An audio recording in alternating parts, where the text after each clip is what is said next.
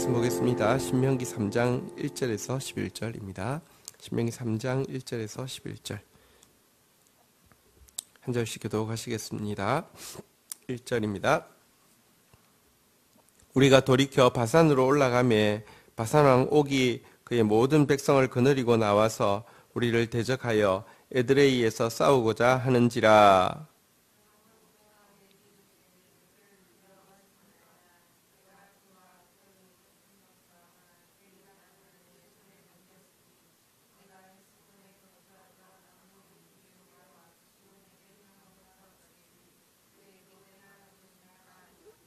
우리 하나님 여호와께서 바산왕 옥과 그의 모든 백성을 우리 손에 넘기심에 우리가 그들을 쳐서 한 사람도 남기지 아니하였느니라.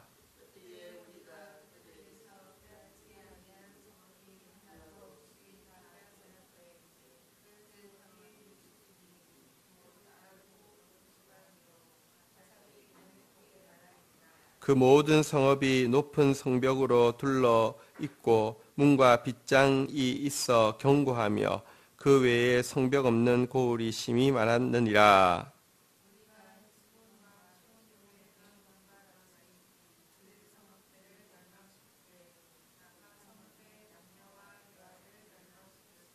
다만 모든 가축과 그 성읍들에서 탈취한 것은 우리의 소유로 삼았으며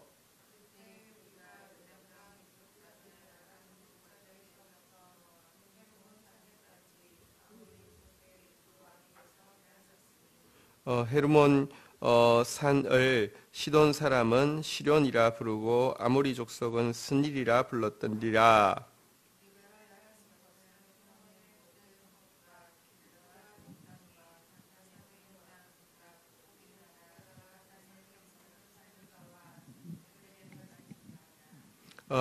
르바임 족속의 남은 자는 바산왕 옥뿐이었으며 그의 침상은 철 침상이라. 아직도 암몬 족속의 라빠에 있지 아니하냐. 그것을 사람들이 보통 규빗으로 재면 그 길이가 9규빗이요 너비가 4규빗이니라. 아멘. 자, 오늘 본문은 이스라엘 백성들이 요단 동편에서 헤스본 왕 시온의 그 땅뿐 아니라 바산 왕 옥의 땅도 정복하게 되었는데요. 여기에 대한 내용을 다루고 있습니다. 한번 좀 보도록 하겠습니다. 우리 그 1절 같이 읽겠습니다. 시작. 우리가 돌이켜 바산으로 올라가매 바산 왕 옥이 그의 모든 백성을 거느리고 나와서 우리를 대적하여 에드레이에서 싸우고자 하는지라. 어제 본문에도 보면 헤스본 왕 옥을 헤스본 왕 시온을 정복할 때에도 먼저 평화를 제안했고요. 그쪽에서 전쟁을 하러 나와서 전쟁이 이제 되었죠. 오늘도 본문에 보면 바산 왕 옥 역시 이제 먼저 백성을 거느리고 대적하기 위해서 나오는 장면을 보게 됩니다. 우리는 평화의 방법을 그 끝까지 놓지 않아야 되고요. 대적들은 심판받을 자들은 심판받게 하나님께서 또 이제 그들의 강박함을 그대로 내버려 두셔서 그래서 전쟁이 이제 되어야지 되는 것이지 우리가 먼저 평화를 깨뜨리는 일을 해서는 안 됩니다. 가나안 정복에서도 보면 이를 정복할 때에 명백한 것은 그것이 무슨 예를 들면 선제 공격을 했다 이렇게 보기에 참 애매합니다. 왜냐하면 그냥 한 바퀴씩 돌고 여호와의 이름을 의지해서 한 바퀴씩 돌았던 것 외에는 없습니다. 그 외에 나머지 전쟁을 보면요, 또 동일하게 그들이 먼저 공격을 하기 위해서 같이 전쟁을 하기 위해서 나오는 장면을 또 보게 됩니다. 어쨌든 이렇게 바산 왕 옥 역시 이제 그 아모리 족속이었는데요. 아모리 족속의 바산 왕 옥이 전쟁을 하기 위해서 나왔는데요. 자, 2절 한번 좀 보도록 하겠습니다. 2절, 3절 교독을 하겠습니다. 여호와께서 내게 이르시되 그를 두려워하지 말라. 내가 그와 그의 모든 백성과 그의 땅을 내 손에 넘겼으니 내가 헤스본에 거주하였던 아모리 족속의 왕 시온에게 행한 것 같이 그에게도 행할 것이니라 하시고,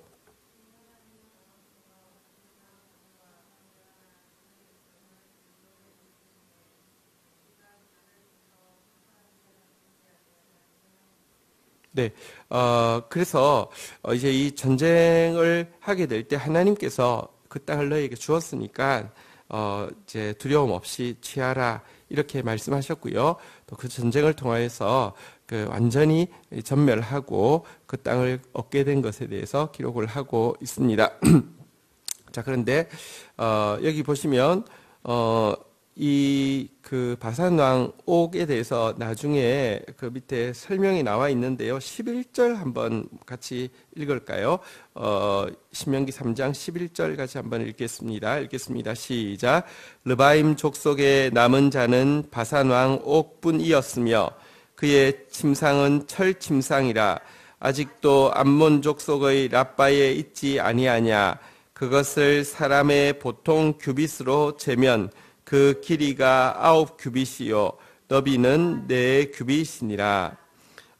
그 침대가 이 암몬 족속에게 보존이 당시 이 신명기를 쓸 때, 다시 말하면 모세가 생존해 있을 때까지 신명기를 쓸 때에 그렇게 보존이 돼 있었는데, 침대 길이가 9규빗이면 밑으로 치면 한 4m 정도 됩니다.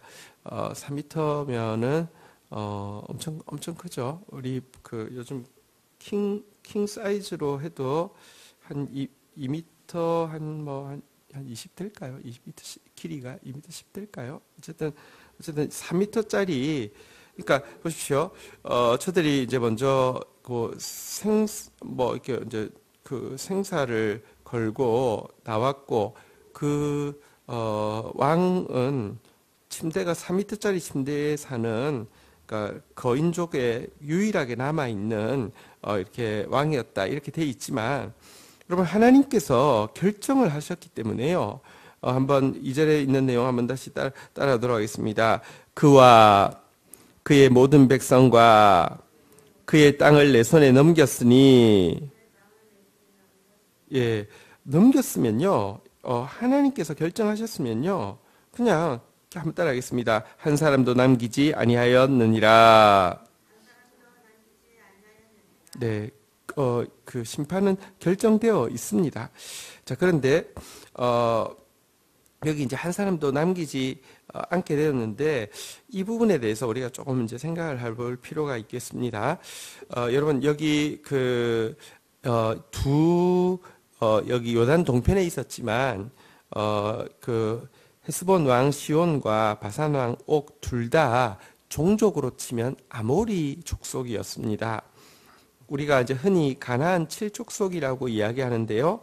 하나님께서 심판을 명한 가장 타락한 가나안 7족속이 있는데, 그 중에서도 아모리 족속은 대표입니다. 그래서 가나안 7족속의 이름을 같이 이야기하면서 심판하라고 이야기하시는 경우도 있지만, 한 족속만 딱 떼서 부르면 아모리 족속 이렇게 이야기를 합니다. 근데 어쨌든 헤스본 왕 시온과 바산 왕 옥은 둘 다 아모리 족속이었고요. 다시 말하면 범죄의 대명사였습니다. 그리고 그들을 지금 쳐서 하나도 남기지 아니하였다, 이 전멸시켰다 그랬는데요. 여기에 나온 이 전멸이라는 단어, 이 하나도 남기지 않았다는 이 그 단어, 이 멸망시켰다는 이런 단어는요, 원어에는 희생 제물이라는 뜻이 있습니다. 무슨 말이냐고 하면 이들에 대한 심판은 하나님께서 오랫동안 계속 쌓여져 있던 그들의 죄악에 대한 하나님의 공의의 심판의 제물이다, 이런 뜻을 가지고 있습니다. 일반적인 침략 전쟁과는 전혀 다른, 약탈 전쟁과는 전혀 다른 하나님의 공의를 시행하는 하나님의 공의의 제물이 되어졌다, 이런 의미를 가지고 있습니다. 어쨌든 우리는 평화로 나아가면 하나님의 뜻대로, 하나님의 때에 하나님의 방법대로 행하면 승리는 온전히 주어진다는 것을 보여주고 있는데요. 자, 그런데 이제 4절부터 우리 이제 우리 6절까지 한번 좀 교독을 하도록 하겠습니다.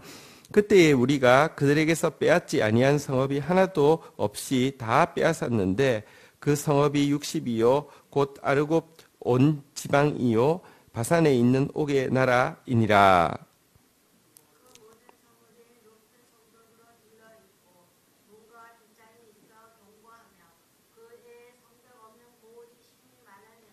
네, 6절 같이 읽겠습니다. 우리가 헤스본 왕 시온에게 행한 것 같이 그 성읍을 멸망시키되 각 성읍의 남녀와 유아를 멸망시켰으나 우리 7절도 같이 읽겠습니다.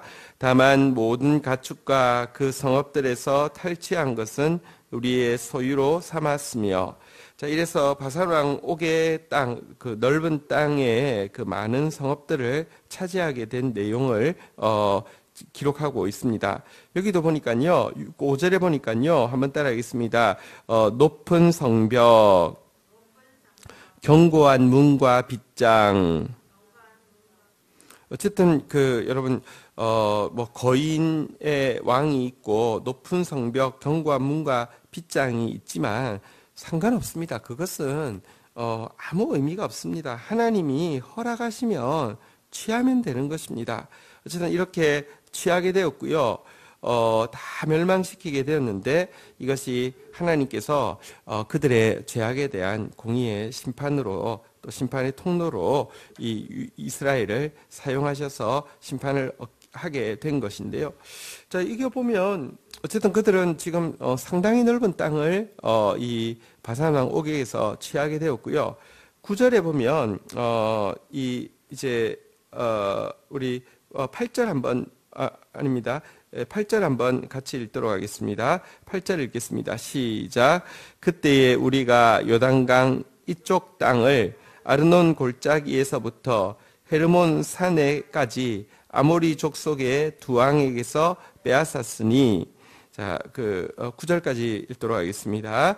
헤르몬 산은 시돈 사람의 시론이라고 부르고 아모리 족속은 스닐이라고 불렀더라. 헤르몬산까지 이 헐몬산까지 이 북쪽에 이르는 이 헐몬산까지 이제 두 나라의 영토를 빼앗게 되었는데요. 여기까지 해서 한번 조금 살펴보도록 하겠습니다. 생각해 보시면 하나님께서 가나안을 취하라고 하셨지만 그 38년 동안 불순종 때문에 방황했고요. 또 다시 38년의 방황 이후에 가데스 바네아에 다시 도착했을 때 이제 방향을 틀어서 북진하라고 하셨지만 정작 에돔 또 모압 암몬이 나올 때 계속 평화를 하고 그들에게 길을 내달라고 부탁하지만 길을 내주지 않으면 싸우지 말고 그냥 양보하고 우회하라 이렇게 해서 올라올 때까지만 해도요 보면 길이 꼬이는 것 같고 뭐가 안 되는 것 같았습니다. 그러나 이것을 통하여서 그들에게 평화의 훈련이 되고 나자 하나님께서 보십시오. 아모리 족속의 두 왕에게 대해서는 하나님의 공의를 행하게 하시고요. 이스라엘에게는 워낙 그때까지는 이 땅은 기업으로 주시려고 하신 땅이 아니었는데요. 하나님께서 덤으로 그들에게 주시고요. 뿐만 아니라 이것은 또 어떤 의미에서 가나안 땅 안에 전쟁을 하기 전에 그들에게 믿음의 그 승리에 대한 믿음을 심어주는 또 이렇게 뭐랄까요 본 게임 전에 스파링을 할 수 있도록 하는 여러 가지 이렇게 보너스가 그들에게 주어진 것을 보게 됩니다. 여러분 내 인생을요 내 계획대로 쫙쫙 하고 있을 때 잘 풀린다고 생각할 수 있지만 절대로 보장할 수 없지만 내가 하나님의 말씀에 순종해서 가면요 일이 완전히 꼬이는 것처럼 보일 수 있습니다.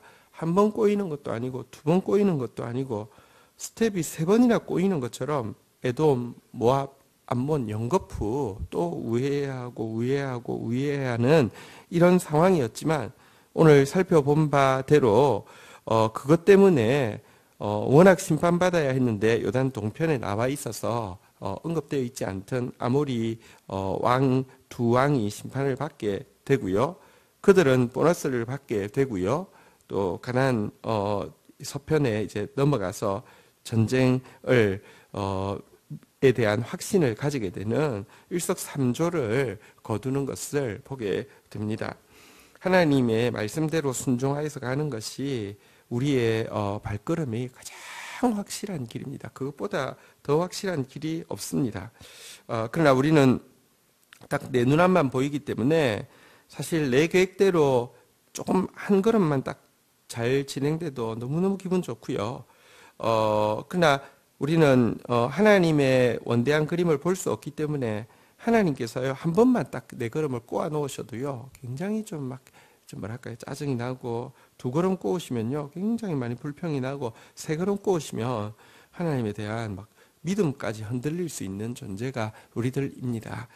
하나님께 순종하는 것이 최고이고요. 또 하나님께서 세 번 다 연거푸 명령하신 것은 전부 다 평화의 명령이었습니다.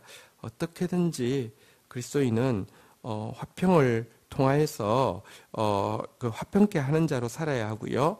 또 성경에 보면 평화의 신으로 예비한 것으로 신을 신으라 이렇게 평화의 복음으로 예비한 것으로 신을 신으라 이렇게 이야기하고 있습니다.